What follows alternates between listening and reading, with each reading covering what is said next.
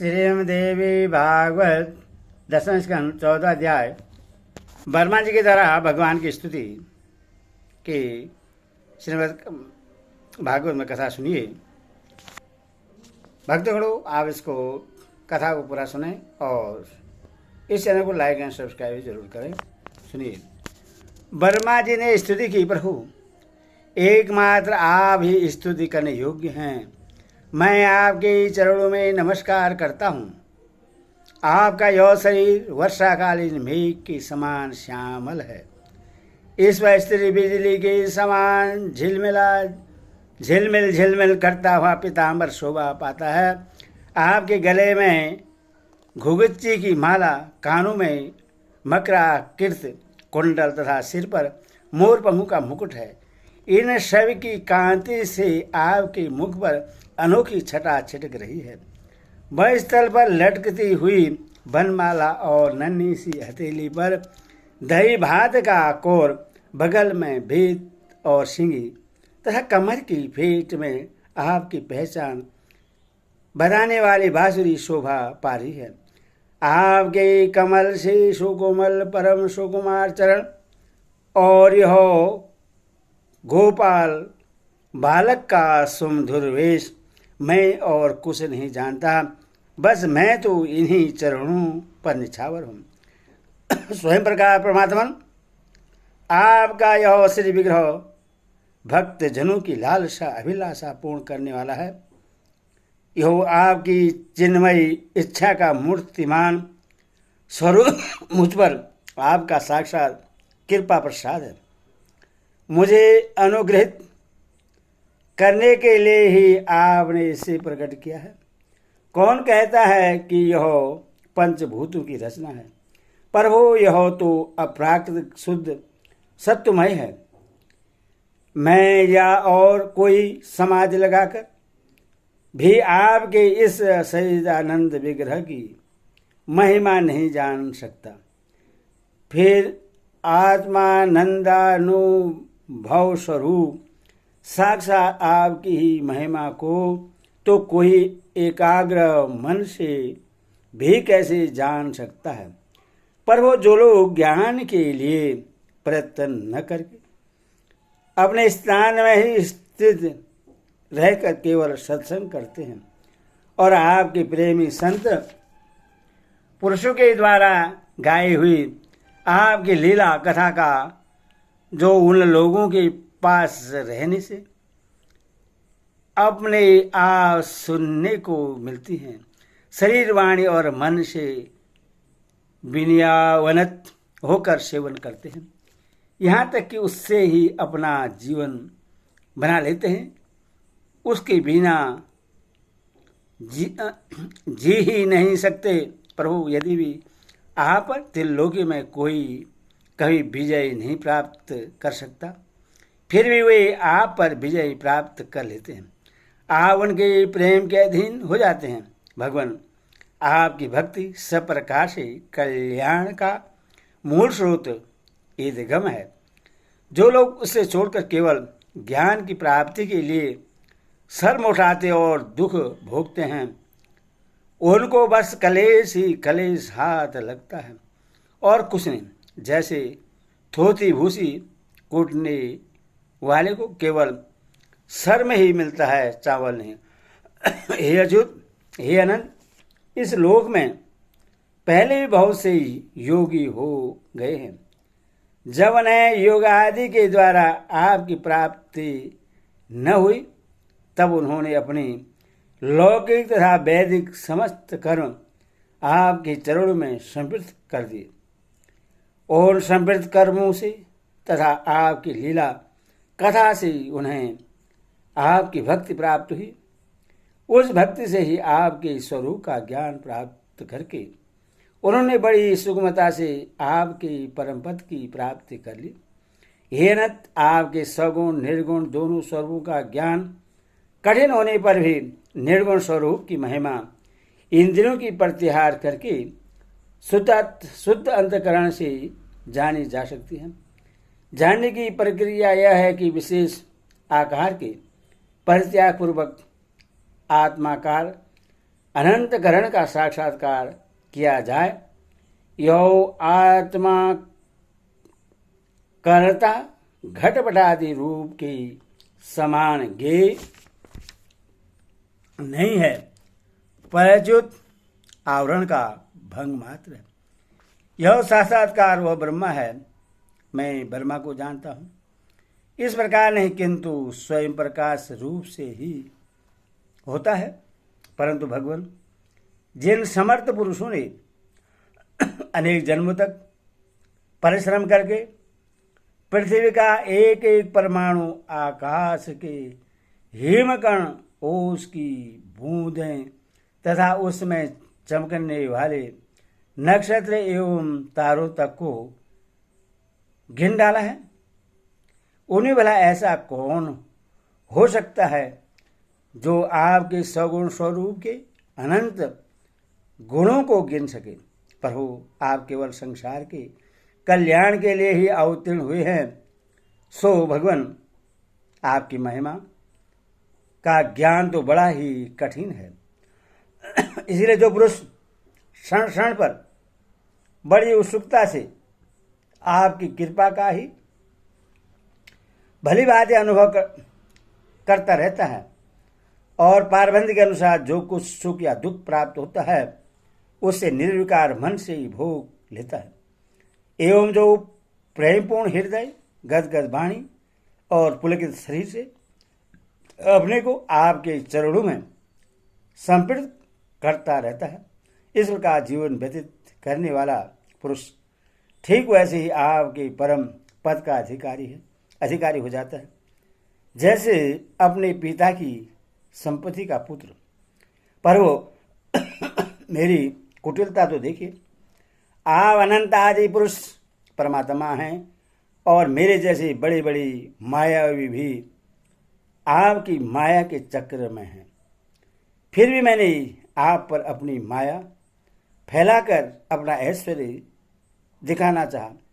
प्रभु मैं आपके सामने हूँ ही क्या, आप आगे के सामने चिनगारी की भी कुछ गिनती नहीं है।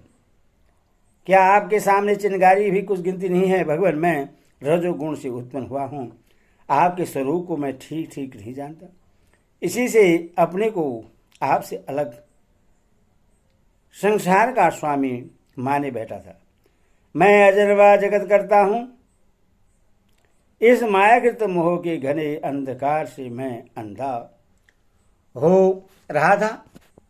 इसीलिए आप यह समझकर कि यह मेरे ही अधीन है, मेरा भृत्य है, इस पर कृपा करनी चाहिए, मेरा अपराध क्षमा कीजिए। मेरे स्वामी प्रकृति, महतत्व, अहंकार, आकाश, वायु, अग्नि, जल और पृथ्वी पर आवरण से घिरा हुआ यह ब्रह्मांड ही मेरा शरीर है और आपके एक एक रोम के छिद्र में ऐसे ऐसे अगणित ब्रह्मांड उसी प्रकार उड़ते ही पड़ते रहते हैं, जैसे झरोखों की जाली में से आने वाली सूर्य की किरणों में रज के छोटे छोटे परमाणु उड़ते हुए दिखाई पड़ते हैं।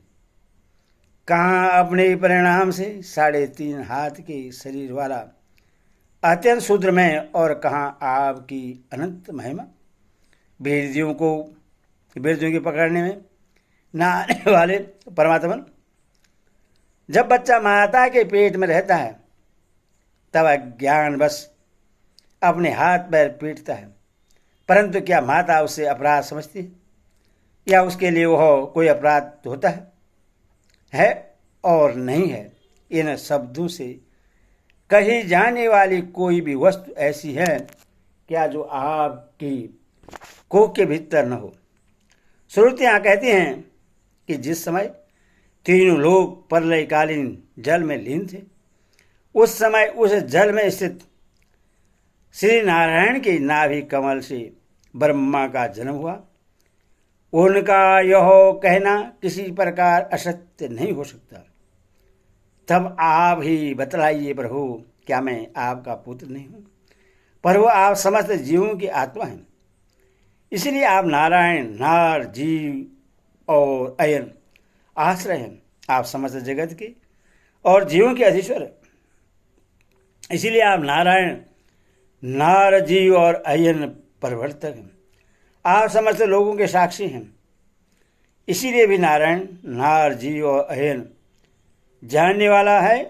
नर से उत्पन्न होने वाले जल में निवास करने के कारण जिन्हें नारायण, नार, जल और अयन निवास स्थान कहा जाता है, वे भी आपके एक अंश ही है। वह अंश रूप से दिखना भी सत्य नहीं है, आपकी माया ही है। भगवान, यदि आपका वह विराट स्वरूप सच में उस समय जल में ही था तो मैंने उसी समय उससे क्यों नहीं देखा, जबकि मैं कमल नाल के मार्ग से उससे 100 वर्ष तक जल में ढूंढता रहा। फिर मैंने जब तपस्या की तब उसी समय मेरे हृदय में उसका दर्शन कैसे हो गया, और फिर कुछ ही क्षणों में वह पुनः क्यों नहीं दिखा, अंतर्ध्यान क्यों हो गया। माया का नाश करने वाले प्रभु, दूर की बात कौन करे, अभी इसी अवतार में आपने इस बाहर दिखने वाले जगत को अपने पेट में ही दिखला दिया, जिसे देखकर माता यशोदा चकित हो गई थी। इससे यही तो सिद्ध होता है कि यह संपूर्ण विश्व केवल आपकी माया ही माया है। जब आपके सहित यह संपूर्ण विश्व जैसा भार दिखता है, वैसे ही आपके उदर में भी दिखा, तब क्या यह सब आपकी माया के बिना ही आप में प्रतीत हुआ? अवश्य ही आपकी लीला है। उस दिन की बात जाने दीजिए, आज की ही लीजिए। क्या आज आपने मेरे सामने अपने अतिरिक्त संपूर्ण विश्व को अपनी माया का खेल नहीं दिखलाया है? पहले आप अकेले थे, फिर संपूर्ण ग्वाल बाल, बछड़ी और छड़ी छीकें भी आप ही हो गए। उसके बाद मैंने देखा कि आपके वे सब रूप चतुर्भुज हैं और मेरे शरीर सबके सब तत्व उनकी सेवा कर रहे हैं। आपने अलग अलग उतने ही ब्रह्मांडों का रूप भी धारण कर लिया था, परंतु अब आप केवल अपरिमित आदित्य ब्रह्मा रूप से ही शेष रह गए हैं। जो लोग अज्ञानवश आपके स्वरूप को नहीं जानते, उन्हीं को आप प्रकृति में स्थित जीव के रूप में प्रतीत होते हैं और उन पर अपनी माया का पर्दा डालकर सृष्टि के समय मेरे प्रहार रूप से, पालने के समय अपने विष्णु रूप से और संहार के समय रुद्र के रूप में प्रतीत होते हैं। पर वो आप सारे जगत के स्वामी और विधाता हैं। अजन्मा होने पर भी आप देवता, ऋषि, मनुष्य, पशु, पक्षी और जलचर आदि योनि में अवतार ग्रहण करते हैं, इसीलिए कि इन रूपों के द्वारा दुष्ट पुरुषों का घमंड तोड़ दें और सत्पुरुषों पर अनुग्रह करें। भगवान, आप अनंत परमात्मा और योगेश्वर हैं। जिस समय आप अपनी योग माया का विस्तार करके लीला करने लगते हैं, उस समय त्रिलोकी में ऐसा कौन है जो यह जान सके कि आपकी लीला कहाँ, किस लिए, कब और कितनी होती है। इसीलिए यह संपूर्ण जगत स्वप्न के समान असत्य, अज्ञान रूप और दुख पर दुख देने वाला है। आप परमानंद परम ज्ञान स्वरूप एवं अनंत हैं। यह माया से उत्पन्न एवं विलीन होने पर भी आप में आपकी सत्ता से सत्य के समान प्रतीत होता है, पर वो आप ही एकमात्र शक्ति हैं, क्योंकि आप सबके आत्मा जो हैं, आप प्राण पुरुष होने के कारण समस्त जन्मादि विकारों से रहित हैं। आप स्वयं प्रकाश हैं, इसलिए देश, काल और वस्तु जो पर प्रकाश है, किसी प्रकार आपको सीमित नहीं कर सकते। आप उनके भी आदि प्रकाशक हैं। अविनाशी होने के कारण नित्य हैं। आपका आनंद अखंडित है। आप में न तो किसी प्रकार का मल है और न अभाव। आप पूर्ण एक हैं। समस्त उपाधियों से मुक्त होने के कारण आप अमृत स्वरूप हैं। आपका यह ऐसा स्वरूप समस्त जीवों का ही अपना स्वरूप है, जो गुरु रूप सूर्य से तत्व ज्ञान रूप दिव्य दृष्टि प्राप्त करके उससे आपको अपने स्वरूप के रूप में साक्षात्कार कर लेते हैं। वे इस झूठे संसार सागर की को मानो पार कर जाते हैं। संसार सागर के झूठा होने के कारण इससे पार जाना भी अविचार दशा की दृष्टि से ही है। जो पुरुष परमात्मा को आत्मा के रूप में नहीं जानते, उन्हें उस अज्ञान के कारण ही इस नाम रूपात्मक निखिल प्रपंच की उत्पत्ति का भ्रम हो जाता है, किंतु ज्ञान होते ही इसका अत्यनिक प्रलय हो जाता है। जैसे रस्सी में भ्रम के कारण ही सांप की प्रतीति होती है और भ्रम से निवृत्त होते ही उसकी निवृत्ति हो जाती है। संसार संबंधी बंधन और उससे मोक्ष, ये दोनों ही नाम अज्ञान से कल्पित हैं। वास्तव में वे अज्ञान के ही दो नाम हैं। ये सत्य और ज्ञान स्वरूप परमात्मा से भिन्न अस्तित्व नहीं रखते। जैसे सूर्य में दिन और रात का भेद नहीं है, वैसे विचार करने पर अखंड चित्त स्वरूप केवल शुद्ध आत्म तत्व में न बंधन है और न तो मोक्ष। भगवान, कितने आश्चर्य की बात है कि आप हैं। अपनी आत्मा पर लोग आपको पराया मानते हैं और शरीर आदि हैं पराये, किंतु उनको आत्मा मान बैठते हैं और इसके बाद आपको कहीं अलग ढूंढने लगते हैं। भला अज्ञानी जीवों का यह कितना बड़ा अज्ञान है। हे अनंत, आप तो सबके अनंत करण में ही विराजमान हैं। इसीलिए संत लोग आपके अतिरिक्त जो कुछ प्रतीत हो रहा है उसका परित्याग करते हुए अपने भीतर ही आपको ढूंढते हैं, क्योंकि यदि भी रस्सी में सांप नहीं है, फिर भी उस पर दीयमान सांप को मिथ्या निश्चय किए बिना भला कोई सत्पुरुष सच्ची रस्सी को कैसे जान सकता है। अपने ही भक्तजनों के हृदय में ही स्वयं स्मृत होने वाले भगवान, आपके ज्ञान का स्वरूप और महिमा ऐसी है, उससे अज्ञान कल्पित जगत का नाश हो जाता है। फिर भी जो पुरुष आपके युगल चरण कमलों का तनिक सा भी कृपा प्रसाद प्राप्त कर लेता है, उससे अनुग्रहित हो जाता है। वही आपकी असच्चिदानंदमय महिमा का तत्व जान सकता है। दूसरा कोई भी ज्ञान वैराग्य साधन रूप अपने प्रयत्न से बहुत काल तक कितना भी अनुसंधान करता रहे, वह आपकी महिमा का यथार्थ ज्ञान नहीं प्राप्त कर सकता।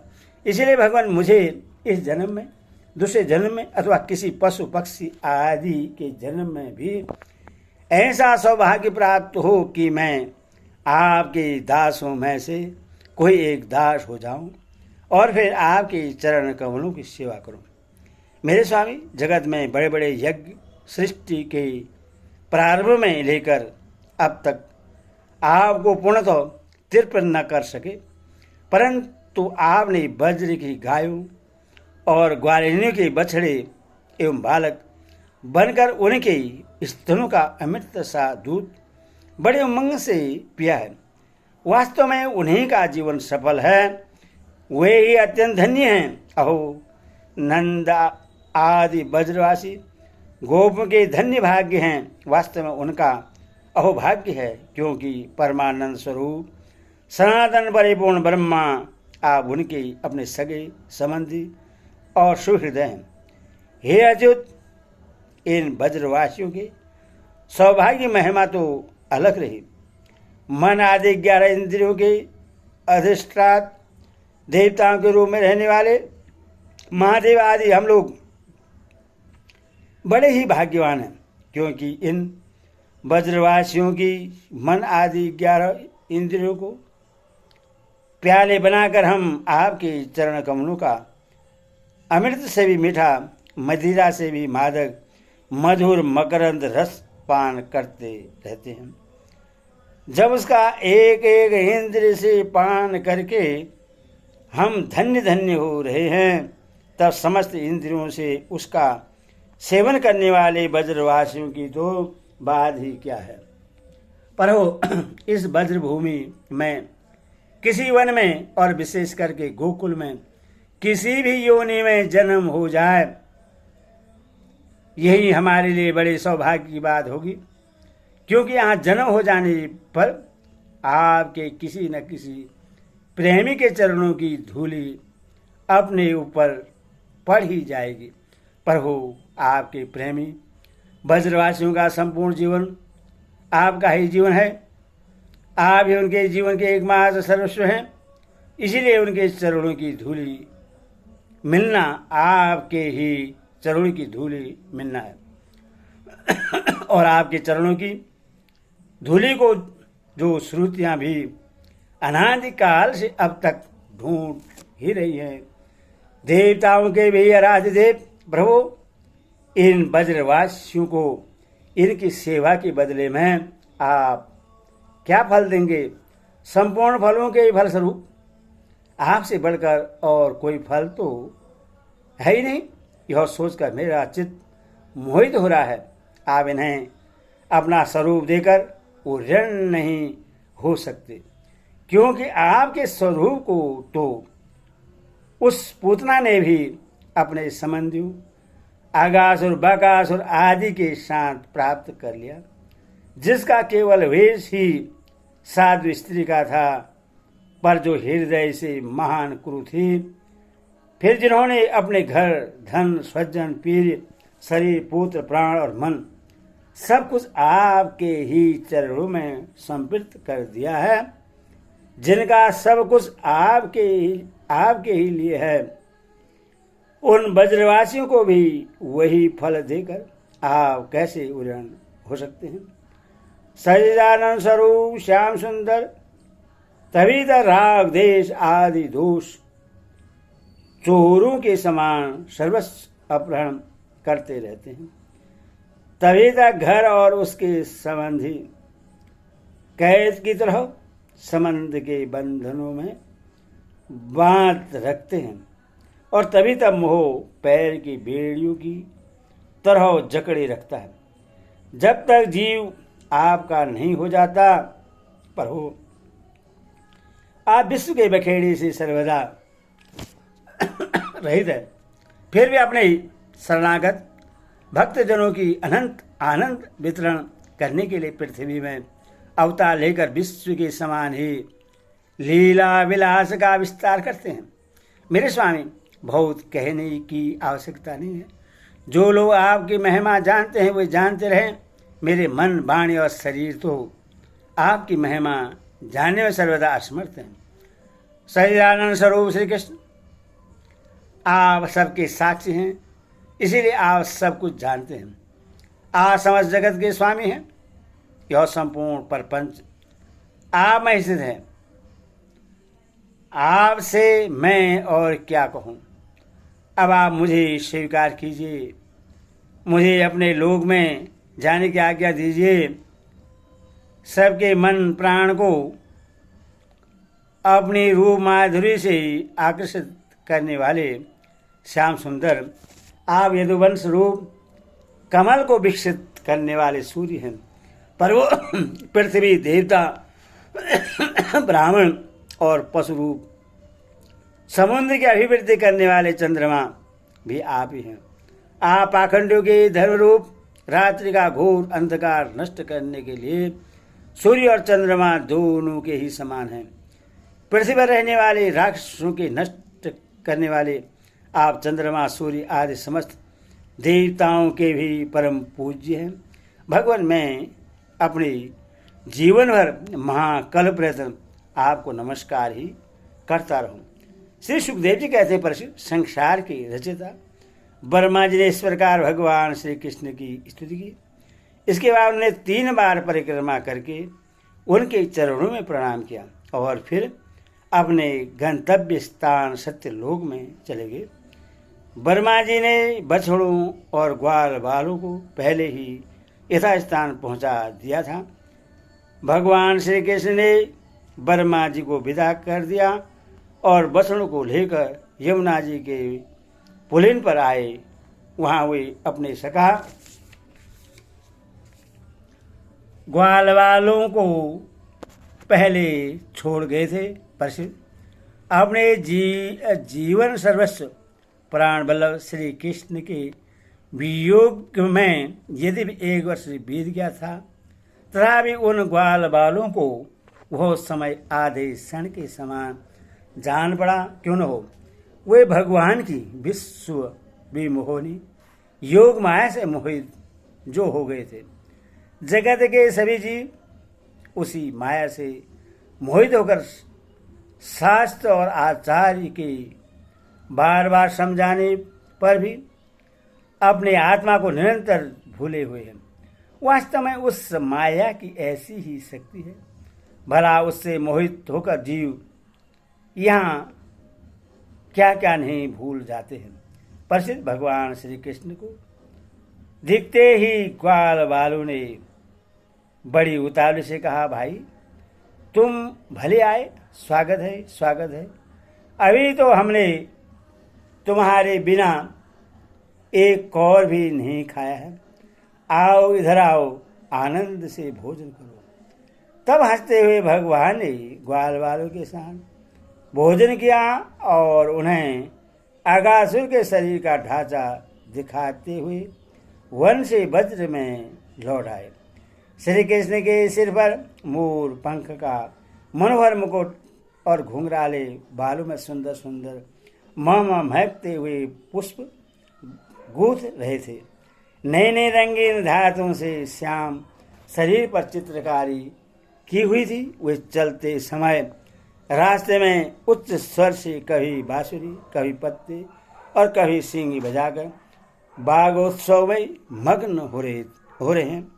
पीछे पीछे ग्वाल बाल उनकी लोक पावन कीर्ति का गान करते जा रहे हैं। कभी वे नाम ले लेकर अपने बछड़ों को पुकारते हैं तो कभी उनके साथ लाड़ने लगते हैं। मार्ग के दोनों ओर गोपियां खड़ी हैं। जब वे कभी तिरछे नेत्रों से उनकी नजर में नजर मिला देते हैं तब गोपियां आनंद मुग्ध हो जाते हैं। इस प्रकार भगवान श्री कृष्ण ने घोष में प्रवेश किया। प्रसिद्ध उसी दिन बालकों ने वज्र में जाकर कहा कि आज यशोदा मैया के लाडले नंदन ने वन में एक बड़ा भारी अजगर मार डाला है और उससे हम लोगों की रक्षा की है। राजा परीक्षित ने कहा, ब्राह्मण वज्रवासियों के लिए श्री कृष्ण अपने पुत्र नहीं थे, दूसरे के पुत्र थे। फिर उनका श्री कृष्ण के प्रति इतना प्रेम कैसे हुआ? ऐसा प्रेम तो उनका अपने बालकों पर भी पहले कभी नहीं हुआ था। आप कृपा करके बतलाइए इसका क्या कारण है। श्री सुखदेव जी कहते, राजन, संसार के सभी प्राणी अपने आत्मा से ही सबसे बढ़कर प्रेम करते हैं। पुत्र से धन, धन से या और किसी से जो प्रेम होता है वह तो इसीलिए कि वे वस्तुएं अपने आत्मा को प्रिय लगती हैं। राजेंद्र, यही कारण है कि सभी प्राणियों का अपने आत्मा के प्रति जैसा प्रेम होता है वैसा अपने कहलाने वाले पुत्र, धन और ग्रह आदि में नहीं होता। निश्चय जो लोग देह को ही आत्मा मानते हैं वे भी अपने शरीर से जितना प्रेम करते हैं उतना प्रेम शरीर के संबंधी पुत्र, मित्र आदि से नहीं करते। जब विचार के द्वारा यह मालूम हो जाता है कि यह शरीर मैं नहीं हूँ, यह शरीर मेरा है, तब इस शरीर से भी आत्मा के समान प्रेम नहीं रहता। यही कारण है कि इस देह के जीर्ण शीर्ण हो जाने पर भी जीने की आशा परवर रूप से बनी रहती है। इससे यह बात सिद्ध होती है कि सभी प्राणी अपने आत्मा से ही सबसे बढ़कर प्रेम करते हैं और उसी के लिए इस सारे चराचर जगत से भी प्रेम करते हैं। इन श्री कृष्ण को ही तुम सब आत्माओं का आत्मा समझो। संसार के कल्याण के लिए ही योग माया का आश्रय लेकर वे यहाँ देहधारी के समान जान पड़ते हैं। जो लोग भगवान श्री कृष्ण के वास्तविक स्वरूप को जानते हैं उनके लिए तो इस जगत में जो कुछ भी चराचर पदार्थ है अथवा इससे परे परमात्मा ब्रह्मा नारायण आदि जो भगवत स्वरूप हैं सभी श्री कृष्ण स्वरूप ही हैं। श्री कृष्ण के अतिरिक्त और कोई प्राकृतिक अप्राकृतिक वस्तु है ही नहीं। सभी वस्तु का अंतिम रूप अपने कारण में स्थित होता है। इस कारण के भी परम कारण हैं भगवान श्री कृष्ण। तब भला बताओ किस वस्तु को श्री कृष्ण ने भिन्न बतलाए जिन्होंने पुण्य कीर्ति मुकुंद मुरारी के पद पल्लव की नौका का आश्रय लिया है जो कि सत्पुरुषों का सर्वस्व है। उनके लिए यह भव सागर बछड़े के खुर के गड्ढे के समान है। उन्हें परम पद की प्राप्ति हो जाती है और उनके लिए विपत्तियों का निवास स्थान यह संसार नहीं रहता। परिचित, तुमने मुझसे पूछा था कि भगवान के 5वें वर्ष की लीला ग्वाल वालों के 6ठे वर्ष में कैसे गई, उसका सारा रहस्य मैंने तुम्हें बता दिया। भगवान श्री कृष्ण की ग्वाल वालों के साथ वन कीड़ा आगासु को मारना, हरी हरी घास से युक्त भूमि पर बैठकर भोजन करना, अपराक्त रूपधारी बछड़ों और ग्वाल वालों का प्रकट होना और ब्रह्मा जी के द्वारा की हुई इस महान स्थिति को जो मनुष्य सुनता और कहता है उसको धर्म अर्थ काम और मोक्ष की प्राप्ति हो जाती है। पर इस प्रकार श्री कृष्ण और बलराम ने कुमार अवस्था के अनुरूप आँख मिचोली सेतुबंध बंदरों की भांति उछलना कूदना आदि अनेक लीलाएं करके अपनी कुमार अवस्था वज्र में ही त्याग दी। हरि ओम दश हरि ओम।